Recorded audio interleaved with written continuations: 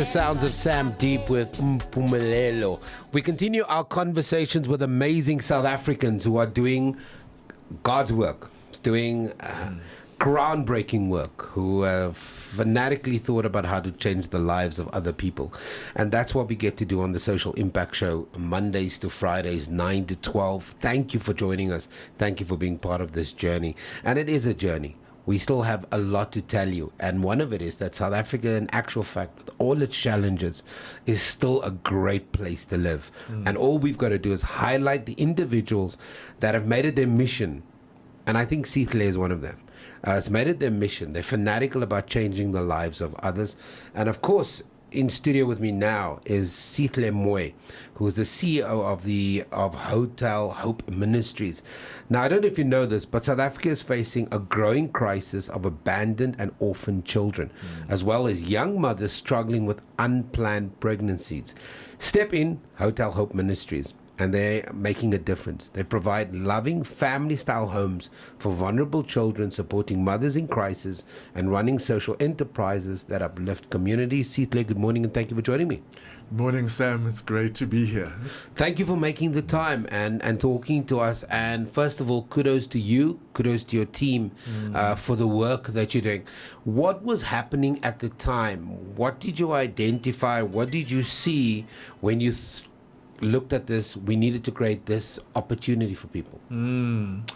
It's a whole journey, isn't it? That we live in a country where of such contrasts. We have many who have something, the means that they need in order to live, and we have so many that are without. And so, having grew up in Soweto and have and then I grew up around the time when things were changing, and so I got a chance to go to a school in Joburg, one of the first schools to open for kids in Soweto.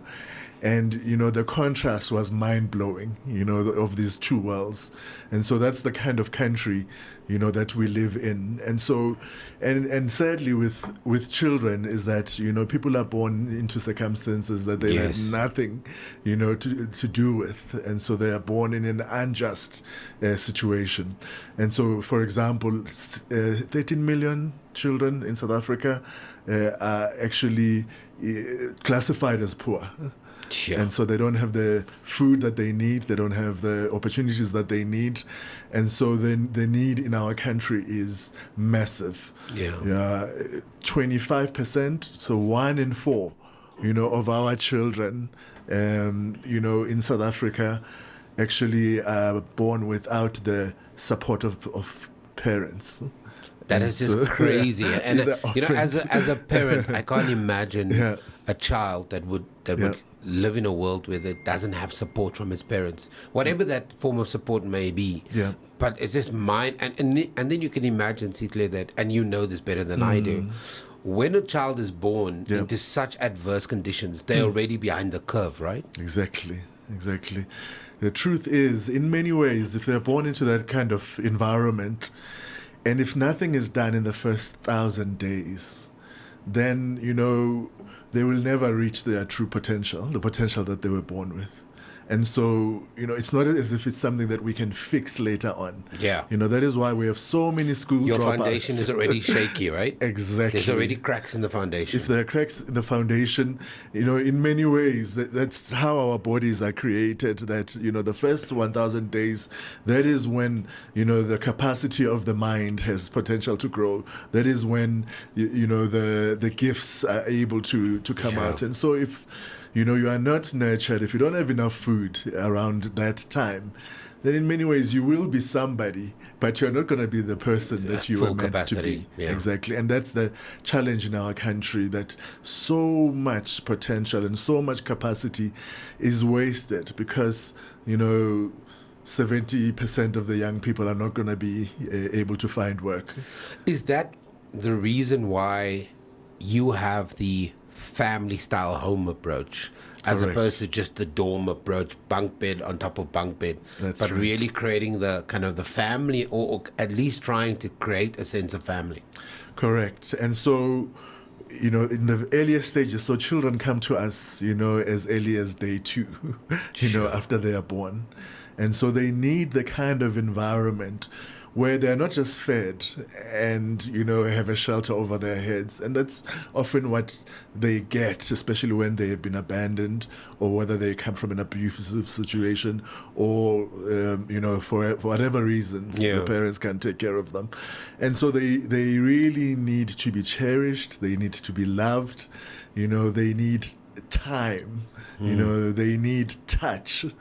All of these things. And that's why you can't do that in a massive, kind of institution. You need to create, spaces where, they can thrive. Yes, that feels like a family. It feels like an environment where their needs are prioritized. It feels like and so in order for that attachment to happen, in order, which is the basis on which learning, can happen. And that is why we make sure that the ratio, we try and keep it as, 6 children, with one per caregiver, family home.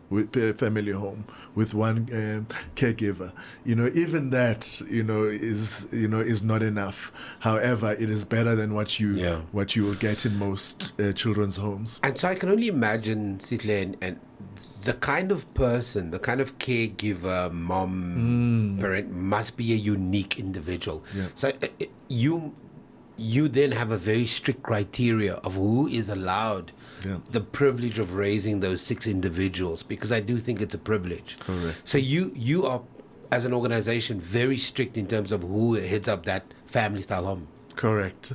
It's a very sensitive part because, it's not just about the qualification, that the person has. Because that's just on paper. That's just on paper. And we need that as well because, you need to understand the development of children. However, the process of identifying the right kind of people, is rigorous. It's not just an interview where somebody comes in and they tell you about themselves and they tell you what experience, but we try and really get to know the people, the checks in terms of whether the person has been, has been involved with the law or has a criminal background. That's kind of the basics. The basic stuff. And so we need often you need an exceptional human being. We need an exceptional human being. We need somebody who feels that this is their calling. Sure, yeah. That they understand that every minute that they spend, with that child, the returns in terms of the child's prospects at school, in terms of the child's prospects, economically, in terms of the next generation, the type of children that this child is going to raise in the future, that they are absolutely crucial. And you need people who feel that sense of calling. I would assume that probably first prize for you as a leader with your team is to keep, even if it's an unplanned pregnancy, is to keep the mom with the child as opposed to the mom feeling overwhelmed and then leaving the child on your doorstep or with an organization, institution that reaches out to you. How do you guys deal with young mothers and unplanned pregnancies and sometimes in most instances young people don't think they're going to fall pregnant based on their activities, and so it's a shock to them. Correct. And a sense of shame as well that they're now pregnant, maybe they're still in school, so it turns them into an outcast in terms of their friendship circle. Correct. So how do you deal with all of those dynamics that are cooking at the same time? Yes. So in many ways what we are doing in the homes is really intervening once the problem has happened or the crisis has happened. However, we try and go before that to make sure that we prevent that from happening, which is why we have the Mothers in Crisis program. And you have a few programs running here. Correct. So the Mothers in Crisis program is the program that is in Alexandra, around 5 schools or so, where we actually take opportunities to talk to young people at the age when they're when their reproductive health kind of starts kicking in. In fact, even before that, so as early as primary school, because in South Africa we have children that are pregnant at the age of 10, and sometimes even less. And so what we try and that I can't even begin to imagine. I know it happens, yes, but I cannot imagine a 10-year-old giving birth. Yeah, we had actually so many Christmas babies that were born to 10-year-olds in this past year, which is really tragic. There's work that needs to be done there. So what we are seeking to do. And sorry, can I ask schools, this question? I don't know if it's a silly question, but just based on what you're saying. Obviously, if a 10-year-old is falling pregnant, the other person, is that an older person who's of legal age taking advantage? And in a lot of those instances, are these people then arrested, or is it children having children, making children? I think it's both. So what often happens, it's an older person, and it's statutory rape. Yes, it's a criminal offense. It's a criminal offense, and so something needs to be done. But that is not often what happens. Okay. In our country, in a community like Alexandra, it could be the father of the child, it could be the uncle of the child, it could be the teacher of that child, and those kinds of things. That's just heartbreaking. Are very common. And when we dealt with a situation recently, the school said, to us, why are you bothering with this? This is common. Why is this an issue? And that's somebody who is teaching. And I started by describing the worlds that we live in South Africa. Because it's two very different worlds. If you're in Sandton, Alex might be across the road, but it's a very different world. It's a completely different world where the expectations, what is allowable, what is normal. And that's kind of where, many of our young people grow up, and so... And you also talk about the fact that, sometimes it's young people of a similar age. The extent of the family breakdown in South Africa and the lack of support, it's a pandemic. And so young people, so you're a young boy, you live in a shack where, you sleep right next to where your parents are engaging in sex, and you see all of that and you hear all of that.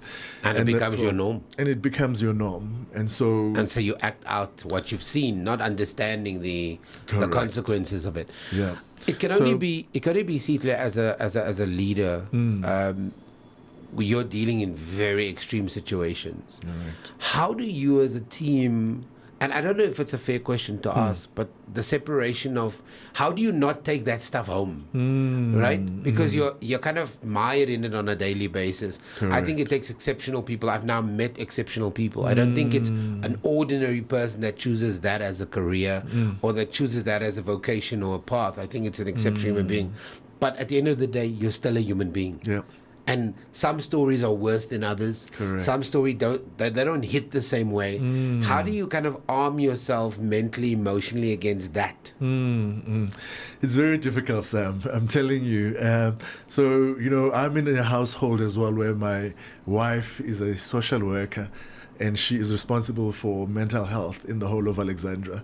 And so many of the issues of young girls being pregnant, they go before into her office, because that's kind of what she does. And I think that part of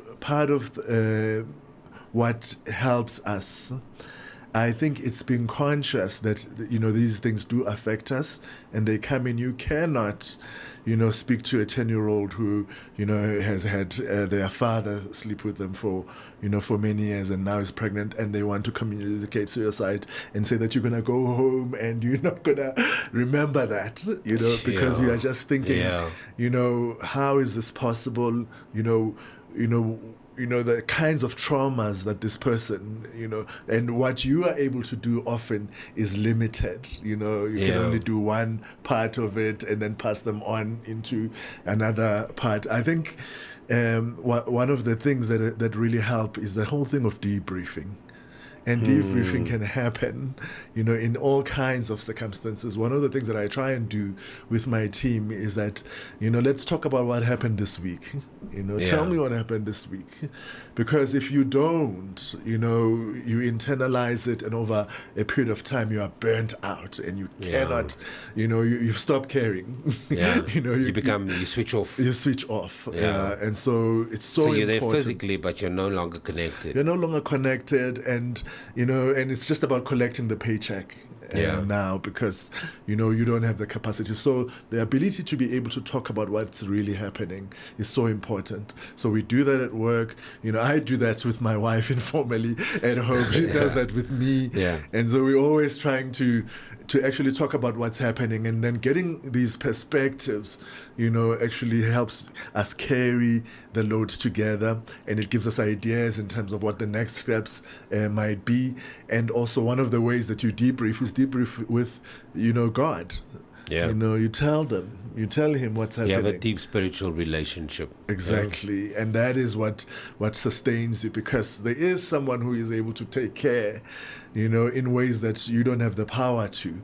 Yeah. And therefore, you can really feel really hopeless often when there's very little that you can do, and you won't be there tomorrow for that person, and you won't be there, when they go back to that situation, But if you debrief, with others, but you also debrief with God, then you know that there is somebody who's able to be there for that person. It can only be, I can only imagine, we don't know the challenges, but what we try and do with this show is that we highlight amazing South Africans. That's our call, Mondays to Fridays. We try and have the kind of conversations that traditional media have sidelined, because, look, as I always say on this show, and as Mpilo knows, we've got nowhere else to go. We've got to roll up our sleeves and make South Africa work. And that is the mandate of the show. How do you, and I know you run a couple of charity shops, yes. You've had to kind of be innovative about how you fund the work that you do. But how do you look at that from a kind of solutions-based access to funding, collaborating with partners, making sure we get the right kind of people that understand our mission? Because next month, end of this month, you've got to pay salaries. You've got to be able to keep the doors open. And obviously, unfortunately, you're the leader. So how do you guys manage to stay sustainable?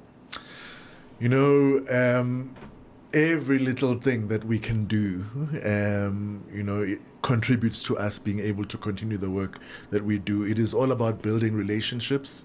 And so for us, whether you live in Soweto or you live in Cape Town, there are so many opportunities for a person to get involved. You've got secondhand shoes, right? That you're no longer wearing. And we all have them. We all have them. We've got there's all shoes that we haven't even worn in the last year and a half. Correct. Sitting there, Yeah, and so all of that can be taken, and really so much value can be received by others from that. If they're not going to be worn by one of our children, what we do then is we clean it nicely, we patch it up, make sure that it looks right, and then we sell it. And so every cent of that goes towards the work that we do. If you've got secondhand furniture at home, that you want to get rid of, that stuff is gold to us. Toys. My books. sons have a lot of toys. I need to come and drop off the toys by you guys. That would be awesome. So we, there are very few things that people in South Africa do not have, whether you live in a shack or you live in a mansion that we cannot use. Whatever your time, if you've got time, we love it, because that also helps us, because then you see and you understand how other children live. You understand how privileged you are, having had somebody care about you having to go to school every single day, and there are children who don't have that. It's the stuff that we don't, it's so innocuous to our existence. We don't see it, we don't experience it. I didn't have to think about waking up in a bed this morning. Exactly. I woke, I didn't have to think about toothpaste, brushing my teeth, climbing into a car, coming to work. I didn't have to think, but for some people that's a day-to-day struggle. It is a day-to-day struggle. Many grow up without somebody seeing to it that those things happen. Yeah, and I think all you are asking us is that we can play a role. And I'm thinking right now, there's shoes in my cupboard I haven't worn in a year. Right, but I've, for whatever reason, formed some stupid sentimental attachment to them. That's right. They're still there. Some of those T-shirts, you're never going to wear them. You can't fit into them. Correct. But it's a memory, and now you're just holding on it, and it's basically clogging up your cupboards. And just by that act, they can drop it off at Hotel Hope Ministries. How do we get it to you? Because there's somebody right now in a car saying, actually, Sam, is making sense. We've got a braai we haven't used. This is standing there. We're about to move our house, and we're moving to a smaller space. We've got all these things that's either going to end up in a heap outside our for pick it up, or how can people get it to you? Okay. So we've got Hotel Hope, the Facebook page. We've got an Instagram page. So if you just say Hotel Hope, it will pop up. And we've also got a website. And so if you say, I've got this, come and pick it up. So we are able to pick up just about anything. Oh, great. We've got trucks that are, willing to travel to where you are. So you've even made it easier for people to donate. You don't have to drive. Yeah. And we love it when, you get together with your friends and you say, once a month, we're going to do this. And so we're going to bring stuff. And then we just come and collect it from where you are. We can collect it from the radio station here. Oh, wow. That is so great. I love it. And we love it, especially when people visit, because I think visiting gives you that immersive experience. Experience. And also you begin to also realize that, you can be the answer to some of our prayers. For example, adoption. Many of us don't. We haven't even talked about it, but adoption rates are low at the moment, and so there's opportunities for these kids to be adopted. Correct. Since COVID, man, the children are growing up in children's home, which is not ideal, and so they need parents, they need people who are going to dedicate themselves to looking after them. And so because of financial reasons, some people think, it's prohibitive. Actually, it isn't. And so people need to come and see and really consider, adding one more family member, to their families. And I think my son once said to me, he was about 8 at the ECD center that they were at. They really get them to think about solutions. And my son was his was a very simple solution. And I think he oversimplified it, but at 8 you understand it. He said, if all we need to do, Dad, is if you go into the shop, buy an extra tin of food for your neighbor. And if you just do that, and you just pass it along, it's not going to solve their problems, but it's one less thing they have to worry about. So if we just kind of live in that world where we think about what can I do, maybe it's not adoption, maybe adoption is not something for you, but maybe you have a group of friends and this becomes your thing. And once a quarter you guys come together. If you're, instead of throwing out your old clothes, your shoes, getting rid of your furniture, you maybe become the drop-off point. They all bring it to you, and so you can supply the charity shops, and that's how we all can play a part. You know what I mean? It's small things, very small things. And an hour during lunch that can change a child's life, because you were there and you read a story to them. As simple as that. Sihle Mooi, thank you very much for joining us. He's the CEO of Hotel Hope Ministries. They are available. Their website is simple. I went to it. It's hotelhopeministries.org. It's very comprehensive. You can find out all about the organization, what they do, what you can do. They've got a needs list on their website. Correct. They also have a donate now button. They've got the charity shops, and you can contact them by clicking directly onto the website. And as Sihle was saying, if you are, you've got your paddle groups, you all play together and you spend a crap load of money on paddle. Nobody's condemning you. Nobody's calling you out on it. Do your paddle thing. But maybe get those same 4 people, same 8 people, same group to say, guys, as part of our paddle thing, our paddle fun thing, Christmas is coming. Bring all your stuff, the stuff that you're not using, old appliances, whatever it may be. And even those little things can absolutely help. Okay. That's where we leave it for now. Go to their website. It's simple, hotelhopeministries.org. feel.